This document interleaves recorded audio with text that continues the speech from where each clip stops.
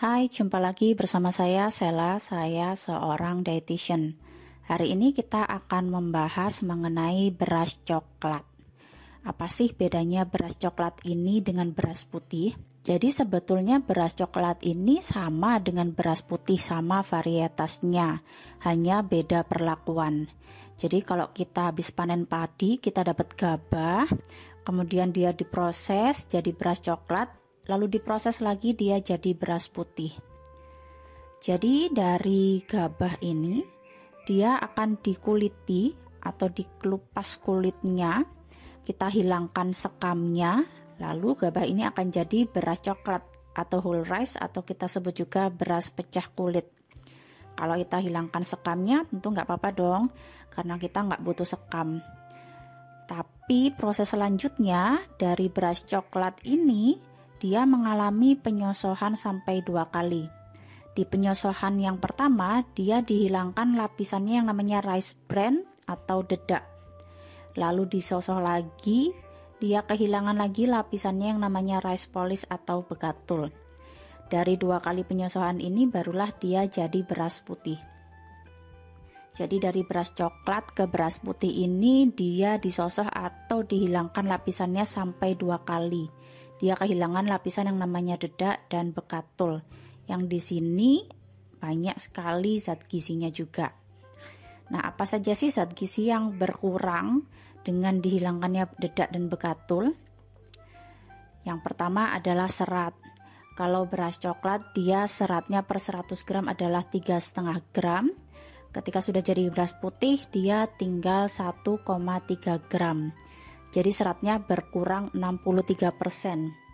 Nah, fungsi serat ini apa sih? Salah satunya adalah dengan dia memperlambat pelepasan gula dalam darah.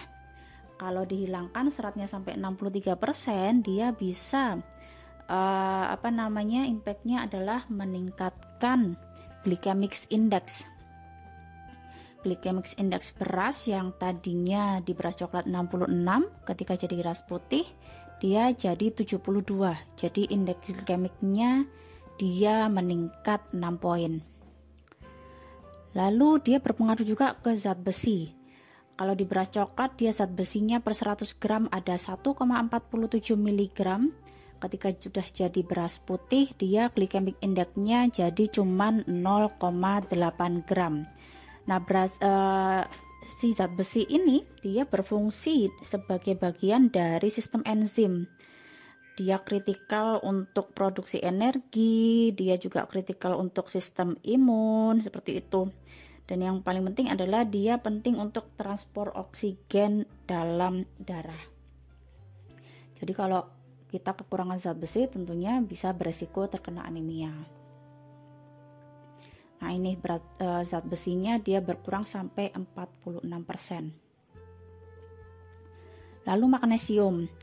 Magnesium di beras coklat yang tadinya 143 mg berkurang menjadi 25 mg. Jadi dia berkurang sampai 83%. Padahal magnesium ini dia berperan penting dalam perkembangan dan pemeliharaan tulang.